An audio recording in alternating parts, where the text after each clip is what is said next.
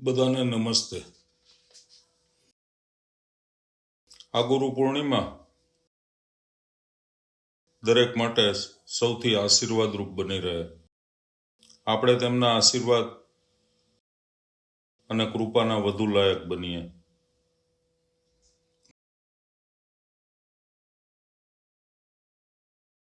મહાન હિન્દુ ધર્મ સૌથી જટિલ સત્યને મંત્રો, સરળ વાક્યો દ્વારા સહેલાઈથી પહોંચાડવામાં નિષ્ણાત છે.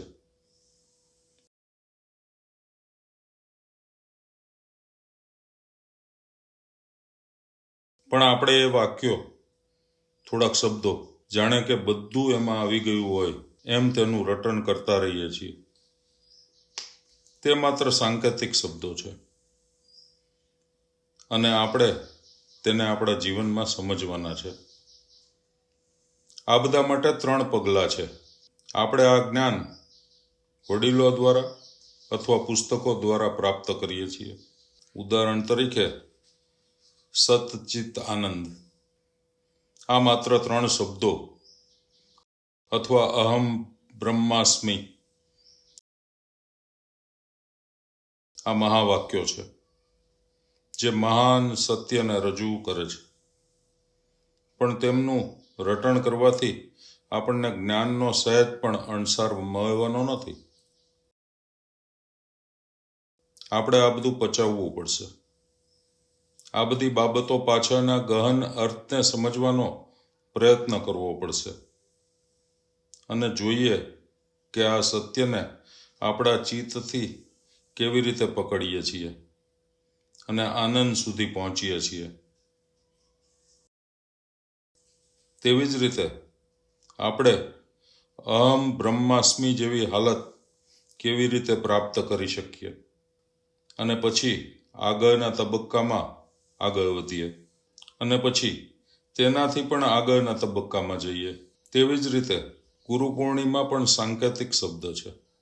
તેને પૂર્ણચંદ્ર સાથે કોઈ લેવા દેવા નથી. યોગાનું યોગ ભગવાન બુદ્ધને પૂર્ણિમાની રાત્રે મહાનિર્વાણ પ્રાપ્ત થયું. તે એક સંપૂર્ણપણે અલગ વાર્તા છે, માત્ર સંયોગ. મહાવીર અને આપણા પૂજ્ય બાબુજી મહારાજ, તેઓ બંનેને દિવાળી અમાવસ્યાના દિવસે મહાનિર્વાણ અથવા સાક્ષાત્કાર પ્રાપ્ત થયો.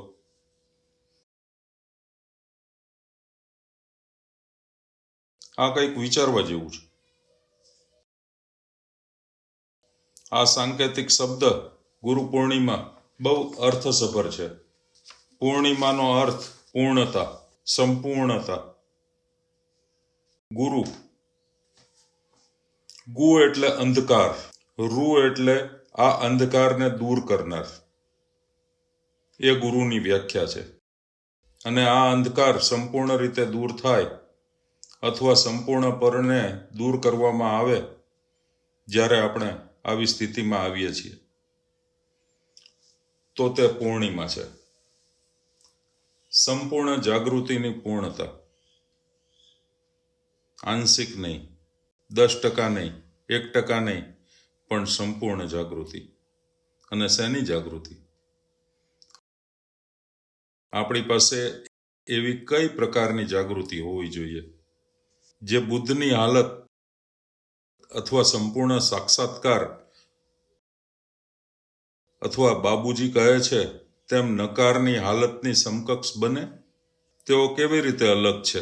શું નકાર આત્મ સાક્ષાત્કાર કે નિર્વાણથી અલગ છે? આવા દિવસોની ઉજવણી માટે ખૂબ ચિંતનની જરૂર છે.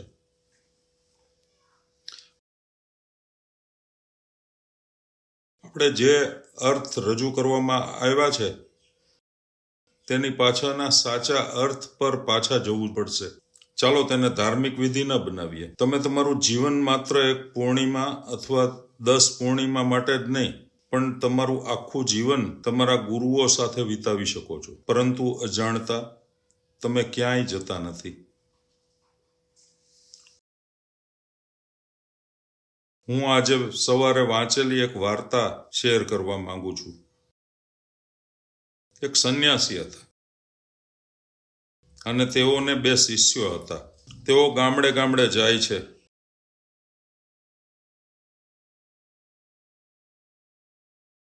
અને તેઓ ભિક્ષા એકત્રિત કરે છે.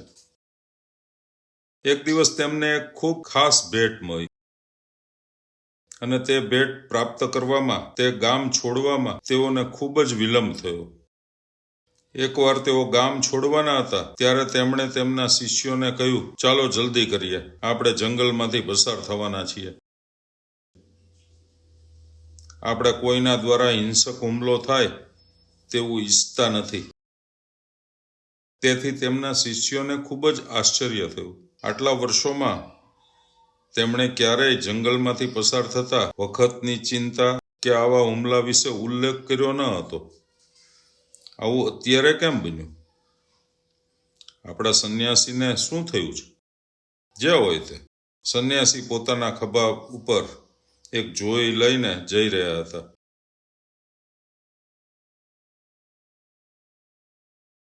પછી જ્યારે તેઓ જંગલમાંથી પસાર થઈ રહ્યા હતા ત્યારે સંન્યાસીને તરસ લાગી. તેણે કહ્યું, ચાલો જઈએ અને થોડું પાણી લઈ આવીએ. તેઓ કૂવા પાસે ગયા. તેમાંનો એક શિષ્ય ખૂબ જ જિજ્ઞાસુ હતો. આજે આપણે સંન્યાસી કેમ વધુ સાવચેત રહેવાની વિનંતી કરે છે? આટલા વર્ષો સુધી આપણે વાઘની પણ ચિંતા કર્યા વગર વૃક્ષ નીચે સૂતા હતા, પણ આજે તેઓ ખૂબ જ ચિંતિત છે. તેમનું વર્તન સમજી શકાય તેવું નથી. તેવું વિચારી તેણે જોઈમાં જોયું. સંન્યાસીએ તેઓને કહ્યું હતું કે હું પાછો આવું ત્યાં સુધી આ જોઈની સંભાળ રાખજો, તેને ગુમાવશો નહીં. જેથી તેને પણ આઘાત લાગ્યો. આ જોઈમાં કંઈક હોવું જોઈએ. તેથી તેણે જોયું કે તેમાં 2 ઈંટો હતી. તે સામાન્ય ઈંટો નહોતી, પરંતુ સોનાની હતી. આ શિષ્ય બહુ ટીખઈ હતો. તેણે બંને ઈંટો ફેંકી દીધી અને તેટલા જ વજનના 2 પથ્થરો અંદર મૂક્યા અને પછી ચાલવા માંડ્યો. સંન્યાસી તેમની જોઈ સાથે આનંદપૂર્વક ચાલી રહ્યા હતા. તેઓ તેમના શિષ્યોને કહી રહ્યા હતા, ચાલો વધુ સાવચેત રહીએ. તમારે વધુ સાવચેત રહેવું જોઈએ, કારણ કે આગળ વધુ જોખમો છે. તેથી આ શિષ્ય પોતાને રોકી શક્યો નહીં. તેણે કહ્યું, મેં બધા જોખમ દૂર કર્યા છે.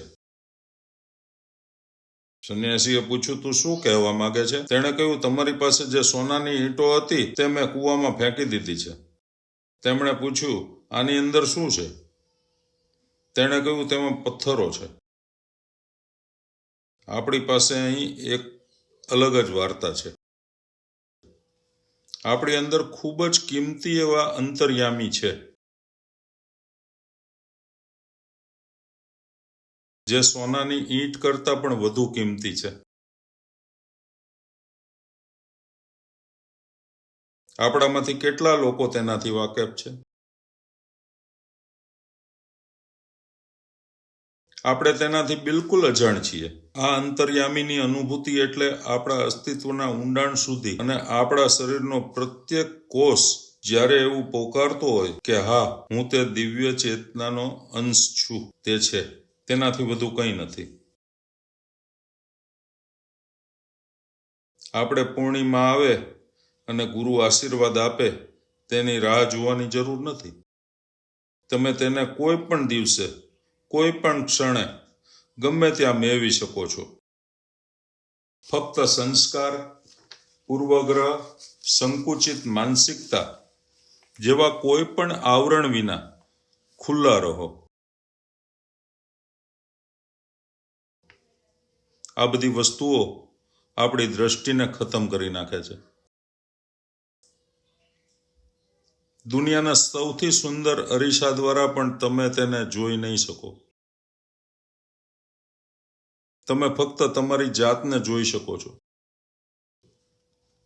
દિવાલ પરના અરીસા અને બારીના કાચ વચ્ચે શું તફાવત છે?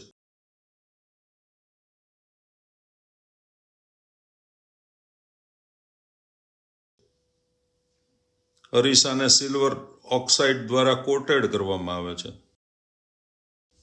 તેથી તમે તેની અંદર તમારો ચહેરો જોઈ શકો છો. જોકે ગમે તેટલો સુંદર હોય, તે હજી પણ તેની બીજી બાજુ જે છે તેને અવરોધે છે. જ્યારે પારદર્શક બારી દ્વારા તમે સુંદર દુનિયા જોઈ શકો છો. અંદરની પારદર્શકતા આપણને આપણા અંતર્યામીની સુંદરતાનું દર્શન કરાવે છે, તેના મૂલ્યનો અહેસાસ કરાવે છે. તે ક્ષણ પૂર્ણિમા છે, જે ક્ષણ આપણામાં દિવ્યતાની સુંદરતા પ્રતિબિંબિત કરે છે, અથવા પરિપક્વતા સંપૂર્ણપણે પ્રગટ થાય છે. ચંદ્ર સૂર્યને પ્રતિબિંબિત કરે છે. આપણે જે રીતે આપણું જીવન જીવીએ છીએ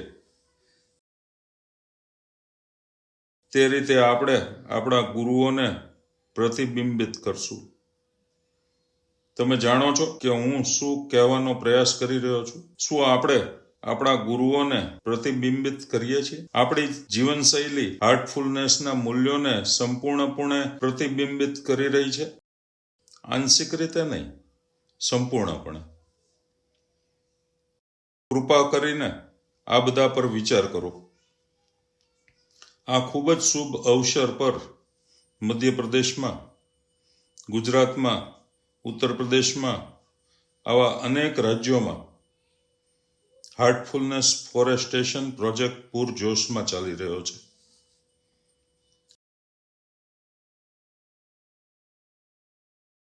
આ દિવસે હું ખૂબ જ અગત્યની વાત જાહેર કરવા માંગુ છું. તાજેતરમાં માર્ચ મહિનામાં મેં મારી માતાને ગુમાવી હતી. તો ચાલો આપણે આપણા માતા પિતાની યાદમાં કંઈક વાવીએ. ઓછામાં ઓછું એક વૃક્ષ તેમની યાદમાં. એક વૃક્ષ આપણા માતા પિતા માટે, ઓછામાં ઓછું એક વૃક્ષ. જો તમે વધુ રોપાઓ રોપી શકો, અથવા જો તમે રોપી ન શકો પરંતુ તમે ઈચ્છો કે અમે તમારા વતી રોપાઓ રોપીએ, તો અમને તે કરવામાં આનંદ થશે. મધ્યપ્રદેશના માનનીય નાયબ મુખ્યમંત્રી શ્રી શુક્લાજી, તેઓ અત્યારે સતનામાં, જેમ આપણે અહીં બોલી રહ્યા છીએ તેમ તેઓ ત્યાં વૃક્ષારોપણ કરી રહ્યા છે. તેમની ટીમ સિવાય આપણી હાર્ટફુલનેસ ટીમ પહેલાથી જ ત્યાં છે. અને તેમના સૂચન મુજબ આ જંગલનું નામ શાંતાબેન ફોરેસ્ટ રાખવામાં આવ્યું છે. અને તેના માટે હું ખૂબ આભારી છું.